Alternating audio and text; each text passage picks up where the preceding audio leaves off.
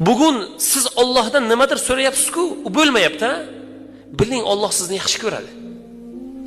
Sizni doim Allohga duo qilishingizni Alloh istayapti.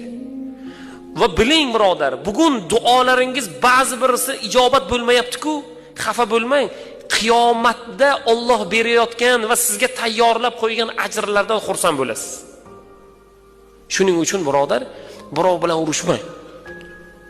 Birov pulga, molga, mansabga, bir narsaga talashsa siz talashmang. Siz berib yuboring.